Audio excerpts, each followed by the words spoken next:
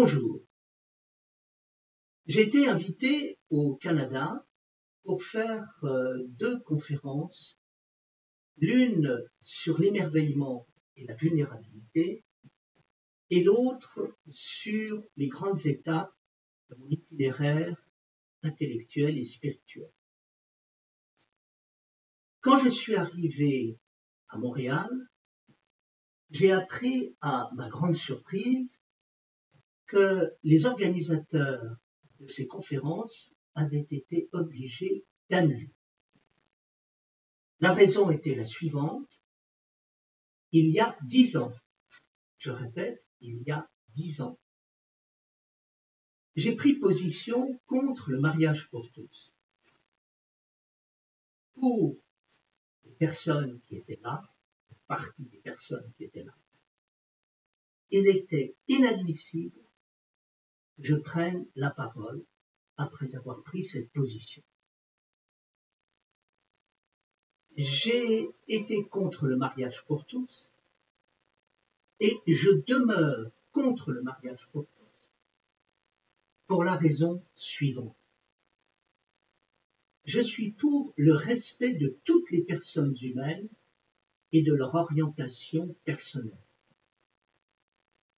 Et donc, je me réjouis que nous vivions dans un monde qui respecte les choix en matière de sexualité de chacun. Mais je me suis aperçu, en réfléchissant sur le mariage pour tous, que la question de fond n'était pas simplement le mariage, mais allait bien au-delà. Ce qui s'est passé m'a donné raison, et ce qui se passe me donne raison.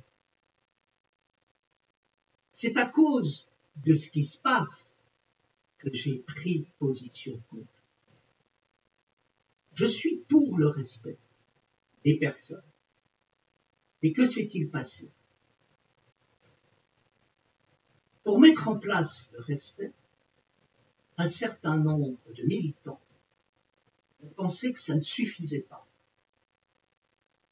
Donc il fallait passer du respect au Pax, puis du Pax au mariage, puis du mariage aux enfants, puis des enfants à la suppression de la différence des sexes entre l'homme et la femme, et à la mise en place d'un système mondial de prise en main de la pensée par un certain nombre de règles, mais aussi de sanctions contre tous ceux qui ne respectent pas ces règles.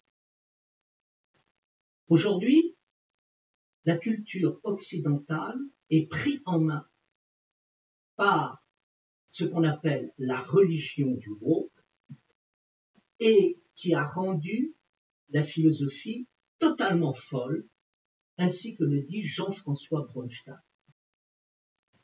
C'est la raison pour laquelle je demeure attaché à la position qui a été la mienne au départ. Je suis pour la liberté de la pensée, je suis pour la liberté de l'opinion, et je regrette infiniment la dérive à laquelle nous assistons, et qui fait que, au nom d'une cause juste, à savoir le respect des personnes, on assiste aujourd'hui à une dérive dangereuse qui provient de ressorts idéologiques profonds. Le ressort idéologique auquel nous avons affaire est ce que je peux appeler la théophobie. Et la théophobie, elle est revendiquée depuis Nietzsche par ceux qui désirent en finir avec la vérité et ainsi qu'avec l'identité. Si vous lisez Trouble dans le genre de Judith Butler, vous apercevez que, au cours de l'ouvrage, on voit apparaître les ressorts profonds qu'il y a derrière le mariage gay. c'est pas le mariage qui est en jeu. Ce n'est même pas l'homosexualité qui est en jeu.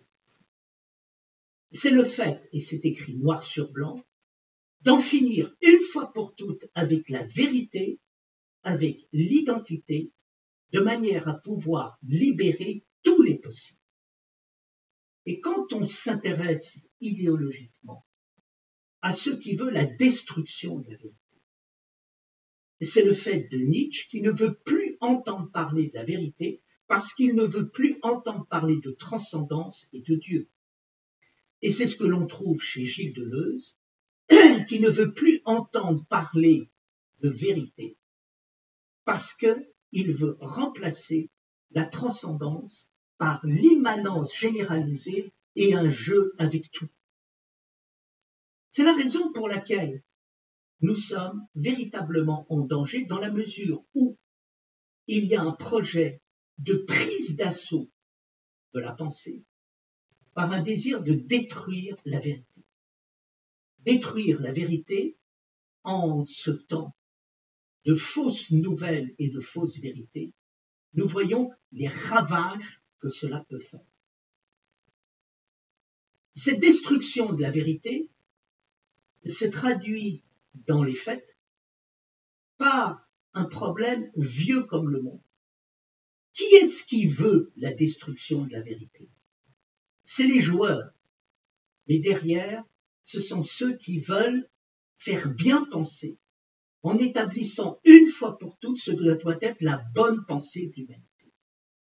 Et ce qui est intéressant de voir dans notre culture, c'est que ça a commencé avec le catholicisme et l'Inquisition, qui, au XVIe siècle, voulant que l'on puisse croire une fois pour toutes, mais en prison, torture et finalement assassine tous ceux qui ne se plient pas à ce régime de la pensée.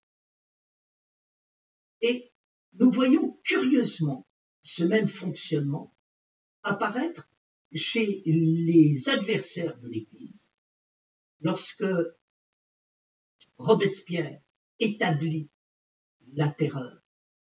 En apparence, il s'agit de protéger la Révolution contre les ennemis de la Révolution. En vérité, il s'agit du désir d'asseoir une fois pour toutes la République. Nous voyons apparaître le même dérive avec les mouvements révolutionnaires, qui eux aussi installent la terreur, en voulant une fois pour toutes que la Révolution triomphe. Et aujourd'hui, nous assistons à la même dérive, à savoir que dans le mouvement de libération des minorités qui se déroule actuellement, il y a ceux qui veulent une fois pour toutes que l'on puisse bien penser et qui pour cela sont en train de mettre un système de terreur en place. Aux États-Unis, ce système de terreur prévaut dans les universités et a installé un climat irrespirable. Dans la société française, ce système a pris en otage tout le système intellectuel et est en train de développer son processus de terreur douce. Nous ne sommes plus dans la problématique de la terreur, de l'Inquisition, ni de la Révolution, ni des régimes révolutionnaires. Nous sommes dans un autre régime de terreur qui est apparemment inoffensif, ou en tout cas bien pensant, et qui se révèle être redoutable. J'en ai été la victime lors de ma venue au Canada. Je ne désire plus m'exprimer sur ce sujet, ou je m'exprimerai au minimum, parce que je pense que la meilleure manière de répondre à cet emprisonnement de la pensée, ce n'est pas de faire le procès de ceux qui le pratiquent, mais c'est finalement de parler de ce dont j'avais l'intention de parler. Quand on m'interdit de penser, de parler au Canada, c'est pas Bertrand Vergely qui est important. Ce qui est important, c'est ce pourquoi je suis venu. C'est-à-dire, je suis venu non pas faire de la propagande contre des minorités qui ont fait un certain nombre de choses, mais je suis venu parler de l'émerveillement et je suis venu parler de la vulnérabilité. Quand on m'a interdit de parler, c'est l'émerveillement finalement qu'on en avait empêché de s'exprimer et la liberté. Et donc, au nom de l'importance que je donne à cette notion d'émerveillement et de liberté, je parlerai de l'émerveillement et de la liberté. Et pour cela, je développerai 4 éléments. Le premier élément, c'est un rappel succinct de ce qu'a été mon itinéraire. Le deuxième élément, c'est la mise au point de ce que j'entends par pensée. Le troisième élément, c'est l'application de la pensée à la notion d'émerveillement. Le quatrième, l'application de la pensée à la vulnérabilité. Un jour, on m'a demandé comment j'étais devenu chrétien orthodoxe. Et j'ai répondu que j'étais devenu chrétien orthodoxe à la faveur de 5 éléments dans ma vie, en sachant une chose, c'est que je n'ai pas fini de le devenir. Le premier élément est lié à mon enfance, mon éducation. Ma mère a quitté la Suisse en 1945 pour rencontrer la culture française. Elle a rencontré la culture russe. Elle a rencontré le père Sophrony, disciple du Staret Silouan, l'un des grands saints du Mont Athos, qui est devenu aujourd'hui saint Sophrony. Et bouleversée par la rencontre avec ce saint, elle est devenue orthodoxe et elle m'a fait orthodoxe.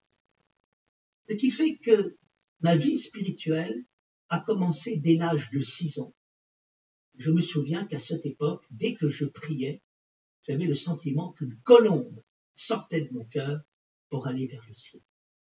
Être orthodoxe, pour moi, c'était rencontrer une religion belle et intelligente, et une religion belle et intelligente, parce qu'elle avait gardé le meilleur, qu'elle était allée réfugier, réfugiée dans des garages ou dans des caves, pour échapper en France, pour échapper à la persécution qui avait lieu en Russie. J'ai grandi dans une église persécutée, dans une église qui vivait dans des lieux singuliers et improbables, comme des garages et des caves, et dans lesquels j'ai eu le sentiment d'une atmosphère brûlante de spiritualité, de beauté, mais aussi d'intelligence. Je n'ai jamais rencontré une religion bête et malfaisante. J'ai toujours rencontré une religion géniale, et c'est ce qui fait que nous ne nous sommes jamais compris, moi et mon entourage intellectuel, et mon entourage intellectuel et moi. L'entourage intellectuel dans lequel nous vivons est athée pour 2 raisons. La première, c'est le rejet de l'Église catholique à cause d'un mauvais souvenir dans leur éducation catholique. Le deuxième, c'est aussi l'état d'ignorance qui fait que, en l'absence de structure religieuse, les esprits ont été dévorés par ce que j'appellerais des sectes révolutionnaires. Ils se sont emparés d'eux en les persuadant que l'athéisme était la condition de l'esprit. Nous ne parlions pas le même langage, et je n'ai jamais parlé le même langage que l'intelligentsia de mon époque, qui ignore tout de l'expérience profonde et géniale du religieux, mais qui ne se gêne pas pour pouvoir s'en débarrasser alors qu'elle n'y est jamais rentrée. Le deuxième élément qui a été le mien a été la rencontre avec Olivier Clément lorsque j'étais élève à Louis-le-Grand et que sévissait à un moment la tourmente du post-68. En 1968, la jeunesse a cherché a essayé de reconstruire le monde après le totalitarisme et après, en particulier, le nazisme. Et elle s'est orientée vers 3 éléments. Le premier était un élément révolutionnaire, marqué par Moscou ou bien encore Pékin, c'est-à-dire le stalinisme soviétique ou bien le maoïsme, en voyant là, dans l'espérance révolutionnaire, un moyen de transformation de l'humanité. Le deuxième élément n'était pas la religion politique, mais c'était le voyage en Inde, où une partie de la jeunesse a découvert la méditation et les disciplines orientales. Et puis le troisième élément a été l'expérience de la drogue et également de la révolution sexuelle. Ces 3 éléments ont débouché sur une catastrophe. Catastrophe du mouvement politique, tenté à un moment par le totalitarisme, et où l'on voyait des jeunes gens épris de liberté faire l'apologie de régimes politiques qui la supprimaient complètement. Quand certains n'étaient pas tendus par le terrorisme et la violence politique. Le deuxième élément, ça a été le voyage en Inde, qui pour une part a été totalement raté, parce qu'au lieu d'aller dans la méditation, un certain nombre de jeunes ont été happés, dévorés par la drogue, dans lesquels malheureusement beaucoup ont péri. Enfin, il y a eu le drame de la révolution sexuelle qui s'est traduit par l'apparition du sida et de millions de morts. On oublie trop que le sida a fait autant, sinon plus de morts que la Deuxième Guerre mondiale. Et donc je suis le fils d'une génération perdue. Et Olivier Clément, à un moment orthodoxe, a été essentiel afin d'expliquer que la soif d'absolu qu'il y avait dans la jeunesse, à travers la politique, à travers l'Inde, à travers la révolution sexuelle, était légitime et parfaitement compréhensible. Mais que la véritable réponse ne se trouvait pas là. Comme le disait Olivier Clément, les jeunes maoïstes sont rentrés en politique comme on rentre au monastère. Et donc, au lieu de rentrer en politique, je suis rentré en monastère, et là a commencé le troisième élément de ma vie, qui a été la découverte du Mont Athos. À l'âge de 19 ans, et donc il y a une 50aine d'années, je suis allé au Mont Athos, qui était encore un lieu moyenâgeux, et dans lequel il y avait très peu de moines, parce que la vie spirituelle y avait péri. Et là, j'ai fait l'expérience extraordinaire, en y allant année après année, de rencontrer un saint, le père Països, qui m'a dit « Viens le plus possible au Mont Athos » et de vivre le Mont Athos comme mon université, dans laquelle j'ai appris, en me tenant dans l'église, à rentrer dans les profondeurs du mystère. Comme si une voix intérieure me disait, d'abord, tu vas sur les chemins, tu te nourris de tout ce que tu peux vivre au Mont Athos, à la fois des senteurs, des saveurs, des nourritures, de l'eau et de la beauté des chemins. Et tu comprendras plus tard. Je devais comprendre quoi? Je devais comprendre, parce que je l'avais vécu jusque dans mon corps, que nous sommes reliés à ce qu'on appelle la vie divine, qui est la réalité absolue.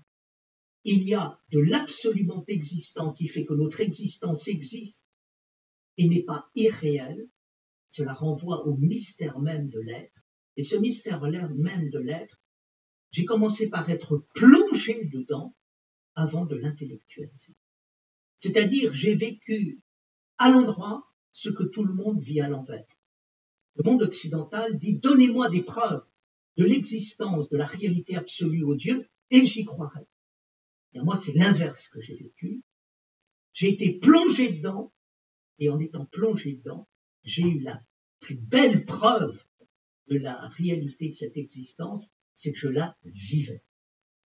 Le quatrième élément a été lié à mon inscription dans la culture française par ma mère, mais aussi par mon éducation, et par le fait, à un moment, d'avoir été à l'école normale supérieure, d'avoir fait l'agrégation de philosophie, et d'avoir eu la chance de faire de la philosophie dans un pays qui la met à l'honneur.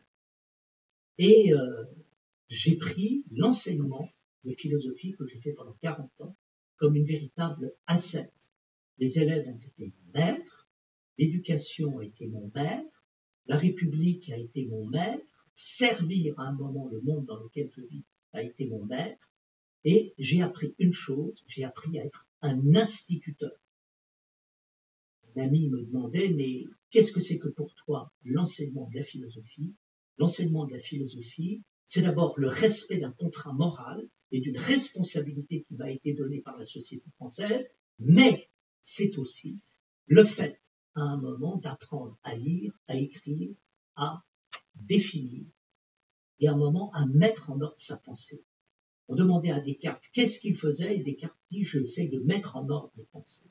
Mettre en ordre ses pensées, c'est se purifier tous les jours et constamment. Et j'ai aimé et j'aime dans la philosophie cette ascèse que la philosophie donne et qui allait de pair avec ma rencontre avec le Montados, vivre dans la vie divine, rentrer dans une ascèse et fortifier la présence de la réalité absolue par une attention de tous les instants à la vie et par une attention de tous les instants à la vie, rentrer dans la réalité absolue. Et puis enfin, il y a eu un dernier point inattendu. J'ai été invité par la société à écrire, à parler et à écrire. Et je me suis mis à écrire un certain nombre de livres, je ne pensais pas en écrire tant, et ces livres ont été la continuité du mystère, et dans lesquels j'ai rencontré le maître intérieur avec les intuitions qu'il me donne au jour le jour, et au jour le jour où, petit à petit, l'esprit grandit et une cohérence se met en place. Quand je lis les évangiles, je m'aperçois que c'est profondément cohérent. Et j'ai voulu rentrer dans cette cohérence et donner à cette cohérence le nom de haute connaissance à laquelle j'ai été confronté, à laquelle j'ai été initié. Pour l'instant, j'en suis là. Je considère que j'ai encore bien des choses à apprendre et que la route n'est pas terminée. Ce que j'ai appris au cours de ma rencontre avec l'Église orthodoxe et la réalité absolue, mais aussi la pratique vigilante, attentive de la pensée, c'est l'expérience de la pensée. Qu'est-ce que c'est que l'expérience de la pensée? L'expérience de la pensée est la rencontre fulgurante qu'il peut y avoir entre l'existence et l'être. Il y a 3 niveaux de réalité dans l'expérience qui est la nôtre. Le premier, c'est l'existence concrète que nous vivons et dans laquelle nous essayons de faire des choses utiles pour pouvoir nous conserver parce que nous sentons instinctivement qu'il faut vivre et que c'est là notre devoir. Le deuxième élément, c'est l'élément ontologique de la vie qui est l'être, l'expérience de la réalité absolue, dont on peut faire l'expérience à l'occasion de certains moments saisissants de l'existence. Regardez le ciel la nuit et vous découvrez que tout d'un coup, il y a derrière notre espace un espace et derrière cet espace d'autres espaces encore. Et vous êtes saisi par le vertige d'un espace non seulement infini, mais infiniment infini, comme le dit Pascal. Et là, vous êtes plongé dans la réalité absolue. Vous vous rendez compte que c'est quasiment impossible que le réel n'existe pas. Chose que les philosophes découvrent quand ils utilisent la logique, qu'à l'aide de la logique, ils se rendent compte qu'il y a une chose qui ne peut pas exister, c'est le néant. Et puis, il y a la rencontre entre l'être, la réalité absolue, et la réalité concrète. C'est-à-dire l'être qui s'exprime à travers l'existence et l'existence qui s'exprime à travers l'être. Et là, nous sommes dans quoi? Là, nous rentrons dans le principe de la pensée qui convertit l'être en existence et l'existence. Principe totalement christique, le Christ étant à l'intérieur de nous ce qui fait passer le visible dans l'invisible et l'invisible dans le visible. Et là, nous sommes au cœur de l'expérience de la pensée. Un artiste, que fait-il? Il nous fait voir les choses, c'est-à-dire à travers des images qui sont et qui laissent parler l'existence à travers l'être et l'être à travers l'existence. Il nous faut découvrir l'extraordinaire de la vie. Les musiciens font la même chose avec les sons et la musique. Les poètes avec les mots. L'existence réelle, nous la rencontrons quand, vivant de tout notre être, dans l'existence concrète, nous faisons se rencontrer l'être et l'existence et l'être, et là, il y a de la pensée. Qu'est-ce que c'est qu'une pensée? Une pensée, c'est ce qui nous fait voir, c'est ce qui nous fait entendre, c'est ce qui nous fait sentir, c'est ce qui nous fait respirer, c'est ce qui nous fait goûter, c'est ce qui nous fait exister. Nous sommes satisfaits au niveau de la pensée quand nous sommes capables de voir et d'entendre. Nous sommes frustrés à propos de la pensée quand nous ne sommes pas capables de voir et d'entendre. Spinoza disait de la pensée qu'elle consiste à voir les choses avec les yeux de l'éternité. Platon disait la même chose. Penser, c'est nous emmener dans la quintessence de la vie, qui est la vie fulgurante, et laquelle, à un moment, illumine l'existence et crée un état de conscience. L'état de ce qu'on peut appeler l'éveillé. L'expérience de la pensée, je la vois se traduire dans l'émerveillement, mais aussi dans la vulnérabilité. Qu'est-ce que c'est que l'émerveillement? L'émerveillement correspond philosophiquement et spirituellement au sommet de la sagesse et de la vie spirituelle, qui consiste, on peut dire, à faire le temple, à être dans le temple avec, c'est-à-dire à aller de la terre vers le ciel et du ciel vers la terre, c'est-à-dire à réconcilier le visible et l'invisible, le visible et le visible, et à arriver à une vraie vision, donnant une vraie sensibilité avec un vrai corps, dans une vraie existence. Souvenons-nous de Rimbaud à la fin d'une saison en enfer, disant « Je cherche la vérité dans une âme et dans un corps ». L'expérience de la contemplation, c'est ce qui se passe dans les plus hautes sagesses, qui nous initie à la vie totalement attentive, qui regarde les choses pour les regarder, qui les écoute pour les écouter, dans une existence où on vit pour vivre, parce qu'on touche à la beauté absolue de l'existence. Quand Platon réfléchit sur les structures de la connaissance, qu'est-ce qu'il montre? Il montre qu'il y a 3 types de connaissances qui sont courants. Les impressions, les croyances, et puis d'autre part les représentations. Mais il n'y a qu'une seule connaissance qui est véritablement une connaissance. C'est celle qui nous permet de comprendre pourquoi nous sommes là. Et à cette question « Pourquoi existons-nous ?» Platon répond « Il n'y a qu'une seule réponse. Nous existons parce qu'il est beau d'exister. » Et quand Aristote réfléchit sur la manière de penser le monde, il dit qu'il n'y a qu'une seule manière de penser le monde, c'est de voir les choses avec les yeux de la beauté, parce que tout a été fait avec beauté. C'est ça la vertu profonde de toute chose, c'est ça la qualité de toute chose.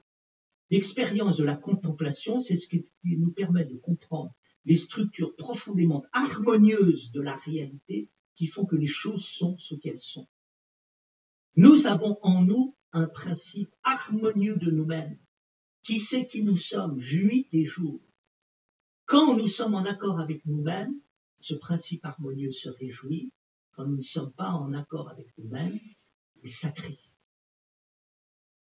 Cela donne l'expérience de la sagesse et de la contemplation, à savoir se relier avec les beautés de l'existence pour écouter, vivre, voir, sentir ce principe de beauté et vivre avec lui.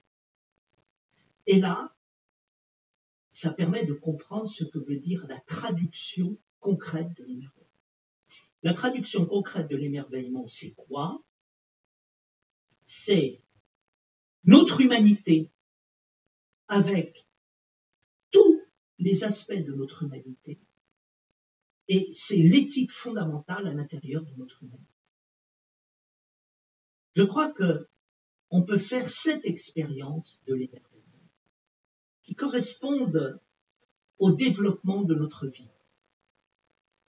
La première expérience de l'émerveillement, c'est celle de l'enfant. L'enfant est émerveillé. Pourquoi? Parce qu'il est en prise directe avec la vie fulgurante. Pourquoi?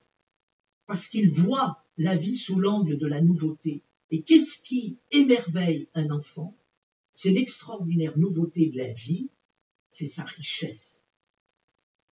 Ensuite, il y a l'adulte.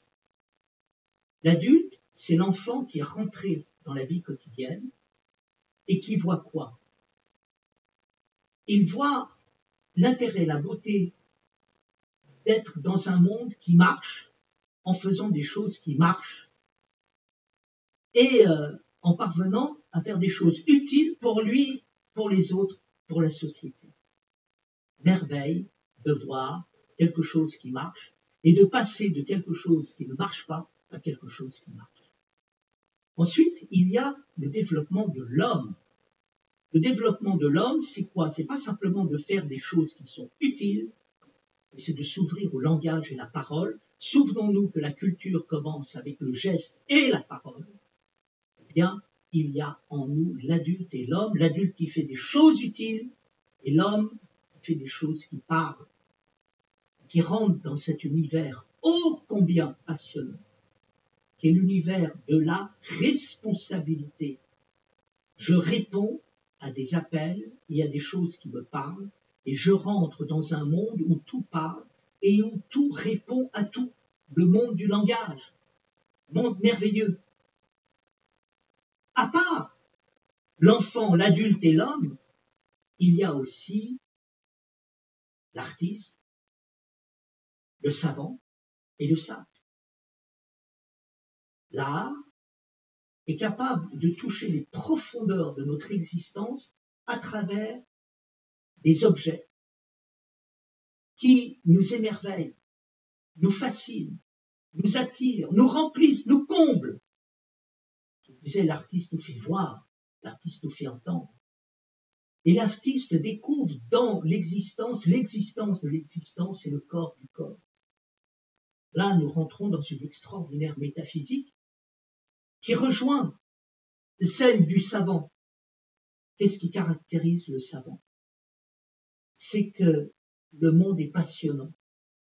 Et c'est pour ça qu'il cherche à le connaître. Mais le monde est passionnant, pourquoi? Parce qu'on n'en finit pas de connaître. On croit avoir atteint le but de tel ou tel domaine du savoir, et on s'aperçoit qu'on n'a rien d'atteint, parce qu'il y a encore plein de choses à découvrir. Et ce qui est passionnant dans la science, c'est de découvrir non pas l'étendue du savoir, mais l'étendue de son ignorance. Cela nous amène à l'expérience du sage, et d'apercevoir qu'il est passionnant d'apprendre à propos de l'univers et des choses, et qu'il est passionnant d'apprendre à propos de la vie. Et que dans la vie, tout est occasion d'apprendre et de sentir grandir en nous l'être qui est capable de vivre et de faire vivre. Et donc de revenir à cette forme d'enfance, mais d'enfance active, où on ne se contente pas de recevoir la nouveauté, mais on vit cette nouveauté à travers un renouvellement permanent. Et enfin, il y a un dernier point qui est l'émerveillement de tous les émerveillements. C'est l'émerveillement du vivant. Spinoza disait qu'il y a une différence entre le plaisir et la joie. Le plaisir, c'est la satisfaction que l'on peut obtenir à propos d'un manque qui est comblé. La joie, ce n'est pas la satisfaction d'un plaisir, c'est le plaisir même de vivre, qui n'est lié à aucun manque, mais qui est simplement lié à la conscience du miracle d'exister. Rousseau termine le discours sur l'origine des inégalités par cette parole magnifique qui explique que sans la philosophie, on a une vertu sans honneur, une raison sans agence et du plaisir sans joie. Avec la philosophie, nous avons une vertu avec un honneur, nous avons une raison avec une sagesse et nous avons du plaisir avec la joie. La joie, c'est l'ouverture à la conscience d'exister et à ce paradoxe, on n'a pas besoin d'être heureux pour être heureux. Le simple fait de vivre nous rend heureux. Il faut savoir que ce fait inouï du vivant est ce qui sauve les êtres humains. Qu'est-ce qui nous permet de vivre, sachant que nous allons tous vieillir et mourir? C'est que le plaisir de vivre est tellement fort qu'il nous donne la force d'aborder la vie sans avoir peur de savoir qu'un jour, nous allons devoir quitter le monde. Les handicapés sont capables de traverser les épreuves qui sont les leurs parce qu'ils sont soutenus à l'intérieur d'eux-mêmes par la force même de la vie. Nous apercevons que l'un des plus grands bonheurs de la vie, c'est quand on a été malade, de pouvoir guérir et de retrouver le vivant que l'on avait été. C'est le plaisir des rescapés. Comme dit Jean Kelevitch, que la vie est belle pour les ressusciter. Là, nous touchons à l'émerveillement et l'émerveillement nous ouvre vers les trois éléments éthiques de l'émerveillement, à savoir l'étonnement, l'admiration et la gratitude. L'étonnement, c'est le réveil. Le réveil, c'est de se secouer et d'accepter d'être secoué pour apercevoir que les choses ne sont pas banales, mais les choses sont extraordinaires. Il faut accepter de voir rentrer l'extraordinaire. L'extraordinaire, c'est quoi? Pour Théétète, dans le dialogue qu'il a avec Platon, c'est le fait même qu'il y ait de l'ordre à l'intérieur du grand chaos qui est le monde. S'étonner, mais aussi admirer, tourner son regard vers et accepter d'étudier, de regarder avant même de juger. Et tout d'un coup, de se laisser enseigner par ce que l'on regarde et d'admirer le fait même d'admirer. Et puis, peut-être la plus belle de toutes les vertus qui rend tout son sens à l'émerveillement, à savoir la gratitude. Qu'est-ce qui fait que nous pouvons devenir des êtres émerveillés? C'est que nous sommes capables de dire merci. René Char dit « Dans mon pays, on dit merci ». Je pense que ce n'est pas parce que le monde est beau que je dis merci, mais parce que je dis merci que le monde est beau. Dire merci, c'est la plus belle manière d'être heureux. Pourquoi est-ce que c'est la plus belle manière d'être heureux? Parce que c'est faire l'expérience de ce que ma mère m'a enseigné quand elle me disait « Est-ce que tu te rends compte ?» Est-ce que les hommes se rendent compte? Est-ce que tu te rends compte de ce que les autres font pour toi? Je m'aperçois d'une chose, que quand on s'aperçoit, quand on prend conscience de ce que les autres et la vie font pour nous, on a envie de dire merci. Et quand on a envie de dire merci, on se met à s'émerveiller en découvrant avec stupeur, et parfois avec une certaine honte, combien on s'était peu émerveillé alors qu'on a tant reçu. C'est incroyable ce que nous pouvons recevoir. Et c'est navrant de voir combien nous sommes peu reconnaissants à l'égard de ce que la vie nous fait. Je terminerai mon propos par la mise en relation de l'émerveillement avec la vulnérabilité. Qu'est-ce que c'est que la vulnérabilité? La vulnérabilité, c'est deux choses. C'est la vulnérabilité en apparence et c'est la vulnérabilité en profondeur. La vulnérabilité en apparence, c'est la fragilité dans laquelle se trouve quelqu'un dont le système de sécurité est défaillant.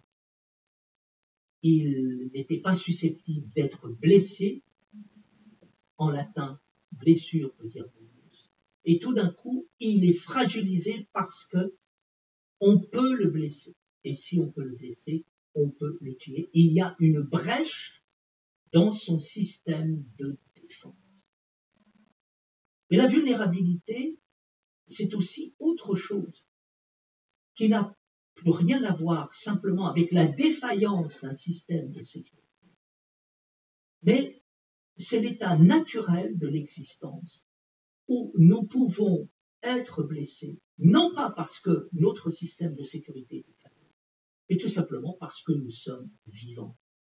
Nous n'avons pas besoin d'une armure, d'un bouclier et d'un casque avec une lance pour descendre dans la rue et pouvoir nous relier à nos semblables. Qu'est-ce qui fait que nous pouvons communiquer les uns avec les autres? C'est que nous avons baissé les armes, nous avons abandonné notre armure, notre casque, notre lance et notre bouclier. Et nous sommes venus mains nues et poitrine découverte, les uns envers les autres. Nous pouvons être blessés, mais nous ne le sommes pas. Et au contraire, plus on est désarmé, plus quelque part on est désarmant. C'est une des expériences les plus extraordinaires de la vie, c'est d'apercevoir combien on est fort quand on est simplement seul avec soi-même, dans la confiance de soi. Tous les êtres faibles veulent jouer à être forts, ils ne font pas confiance à la force qui est en eux.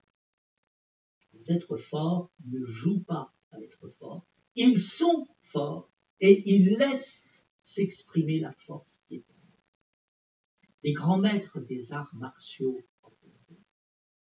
sont capables de combattre plusieurs adversaires qui ont des sabres uniquement parce qu'ils font confiance à la force qui est en eux et qui est capable d'esquiver les coups qui leur sont portés. Là, nous avons affaire quoi? Nous avons affaire à l'extraordinaire force de la vie. C'est cette force qui est naturelle et qui nous conserve naturellement. Nous apercevons que le grand travail de l'existence consiste à se libérer de nos désirs de protection, qui sont parfois des désirs de protection qui vont contre nous et qui nous sont néfastes. Il y a quelque chose en sport qui a été constaté. Ce qui fait que certains champions échouent là où ils voudraient gagner, c'est qu'ils veulent gagner. Et que voulant gagner, ils ne pensent plus à jouer. Ne pensant plus à jouer, ils ne jouent plus. Ne jouant plus, tout d'un coup, ils sont défaits avant même d'être défaits. Ce qui est la force des grands champions, c'est curieusement de ne pas vouloir gagner, mais de jouer par exemple au tennis jusqu'au bout quand ils sont amenés à jouer au tennis, en ne pensant pas à la victoire. Ne pense pas à gagner, pense à vivre. Si tu es vivant, tu gagneras tout le temps. Mais si tu n'es pas vivant, tu perdras tout le temps. Et donc, pour gagner, il faut renoncer à gagner et rentrer dans la vie. Je donne 3 exemples de cela. David, dans la Bible, face à Goliath. La tortue, dans le lièvre et la tortue. Le roseau, dans le chêne et le roseau de la fontaine. Les armées juives et philistines sont face à face et n'arrivent pas à se départager. Pour mettre fin à la guerre, il est décidé que 2 champions représentant chacun des camps se mesureront au cours d'un combat, et c'est celui qui l'emportera qui donnera à l'armée, à son armée, la victoire. Au départ, tous les 2 ont de lourdes armures. L'armure de Goliath, qui est un géant, pèse 60 kilos, et ses flèches pèsent 8 kilos. David se sent à l'étroit, engoncé dans cette armure, et il s'en débarrasse pour revêtir son costume de Pâques, aller près d'un ruisseau, ramasser des cailloux, et simplement avec sa fronde et la parole de Dieu, il affronte Goliath, et avec une pierre, il terrasse ce colosse. Il y a là une image magnifique de ce que veut dire la victoire, et de ce que veut dire la force véritable, de ce que veut dire la force oubliée.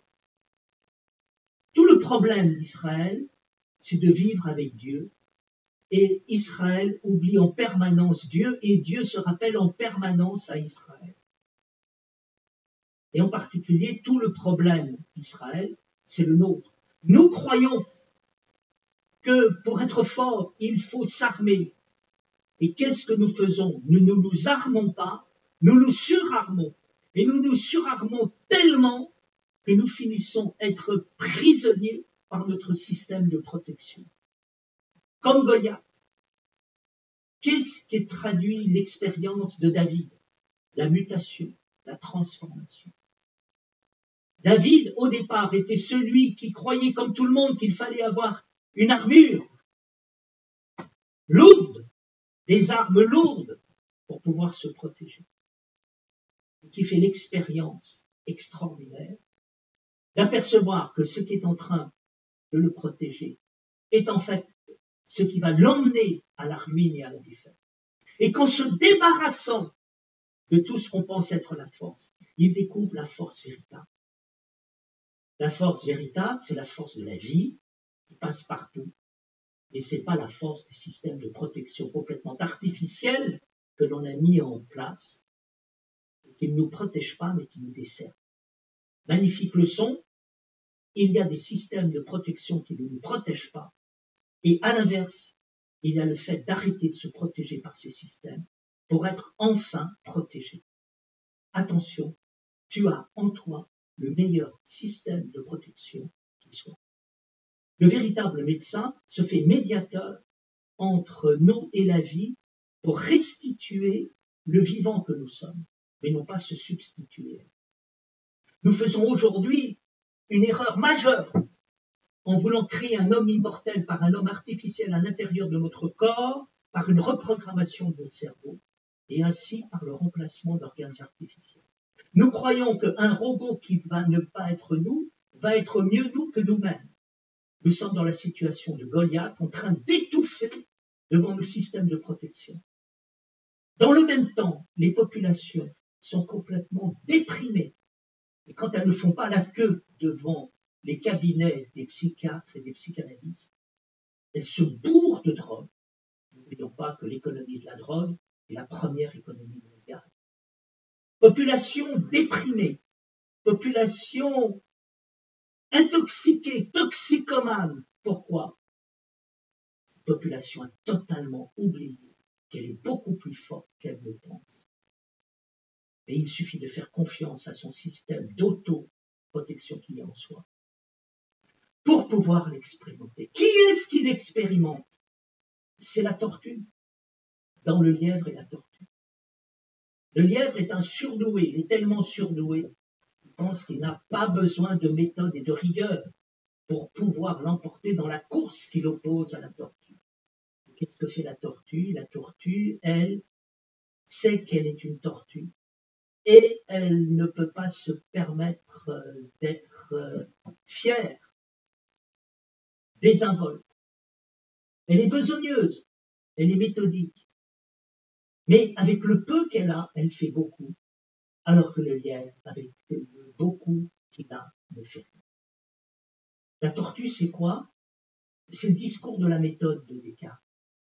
Et c'est l'expérience de la science véritable. Attention, la science n'est pas ce qui se joue de tout, mais c'est ce qui, acceptant de ne pas savoir, accepte de procéder pas à pas, d'une manière humble et effectivement laborieuse, mais finalement tout à fait extraordinaire. La tortue, c'est quoi? C'est celle qui a compris que c'est avec les petites choses qu'on fait les grandes choses et qui n'a pas peur des petites choses. Nous rencontrons ici cette humilité, cette vulnérabilité, cette simplicité. C'est avec des choses simples qu'on fait des choses magnifiques. Et il faut avoir l'humilité du simple. Je me souviens de quelqu'un qui disait à un moment, je comprends donc c'est louche. Si quelque chose est philosophique, je ne dois pas le comprendre, parce que quand je comprends, ça ne va pas. Bien, je crois que la vérité, c'est qu'il ne faut pas avoir honte de comprendre sa propre pensée, d'être compris par les autres. Et il ne faut pas croire que le simple est trop simple. Rien n'est plus difficile que de faire des choses simples. Le dernier point, merveilleux, c'est le chêne et le roseau. Archétype de la vulnérabilité. Le chêne et le roseau discutent l'un avec l'autre. Et le chêne dit au roseau, à votre place, j'aurais beaucoup de ressentiment à l'égard de la vie, regardez-moi et regardez-vous. Moi je suis grand, je suis beau, je suis fort. Mes branches vont vers le ciel et sont caressées par le soleil, tandis que mes pieds forts échappent à l'humidité dans laquelle vous vivez. Puisque vous ne voyez jamais la lumière, vous avez les pieds dans l'eau, vous êtes chétif.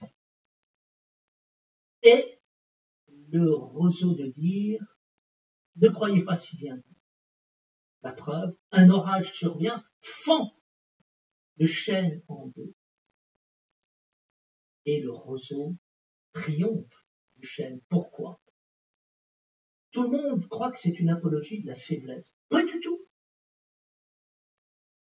Relisons la fable, que voyons-nous? Au lieu d'être heureux d'être un chêne, le chêne est malheureux à la place du roseau. Il ne s'occupe pas de son propre bonheur, il s'occupe du malheur des autres. C'est l'image de quoi, le chêne? Le chêne, c'est l'image de tous ces gens qui sont heureux et qui, au lieu de se réjouir d'être heureux, se saisissent du malheur du monde pour expliquer que le monde est mal fait, que Dieu a raté sa copie, que la vie est tragique. Nancy Houston a fait un livre qui s'appelle « Professeur de désespoir » et elle dit qui sont les professeurs de désespoir? Des intellectuels qui vont très bien, mais qui passent leur temps dans la délectation morose et dans lesquels à vomir sur l'existence pour expliquer que tout est tragique et raté. Et qui est le roseau? Le roseau, c'est celui qui est heureux d'être roseau et qui ne se sert pas du malheur du monde pour pouvoir quelque part remettre en question Dieu et la création. Mais il accepte son sort et il se réjouit de son sort. Et comme la tortue, avec peu, il fait beaucoup. Nous voyons quoi? Ben, nous voyons ici que le chêne, que le roseau est un professeur d'émerveillement et non pas de désespoir. Que la tortue est un professeur d'émerveillement et non pas de désespoir. Et nous voyons quoi? Nous voyons cette extraordinaire manière de vivre qui s'appelle une éthique. Qu'est-ce que c'est que d'avoir une éthique? Une éthique, c'est d'avoir une manière de vivre. Et qu'est-ce que c'est que d'avoir une manière de vivre? C'est se tenir dans la vie en ayant toujours l'art et la manière de se tenir dans la vie qui fait qu'on a la manière. Et on a une manière telle que l'on est quelqu'un de rayonnant, que les autres vont voir parce qu'il fait du bien. Et pourquoi il fait du bien? Parce que là où les autres voient le mal derrière le bien, lui voit le bien, même derrière ce qui pourrait paraître être le mal. Au lieu de voir l'obscurité derrière la lumière, il voit plutôt la lumière derrière l'obscurité. Qu'est-ce que c'est que la vulnérabilité? La vulnérabilité, c'est cette confiance en soi qui permet de découvrir que dans les choses les plus simples de l'existence et dans l'attitude la plus simple de l'existence, on fait des merveilles. Et donc, c'est cette manière qu'a La Fontaine de réconcilier la pensée de son temps avec son temps, à savoir que pour être riche, il n'y a pas besoin d'être riche. Pour être puissant, il n'y a pas besoin d'être puissant. Pour être noble, il n'y a pas besoin d'être noble. Pour être riche, puissant et fort et noble, il y a simplement besoin d'être vivant. Et là, nous sommes dans l'éthique fondamentale, absolue. Vivez la vie que vous avez à vivre. Et en vivant la vie que vous avez à vivre, vous allez rentrer dans la vie, vous allez être plein de vie pour vous-même et pour les autres. Vous comprendrez ce que veut dire le terme aimer. Merci pour votre attention.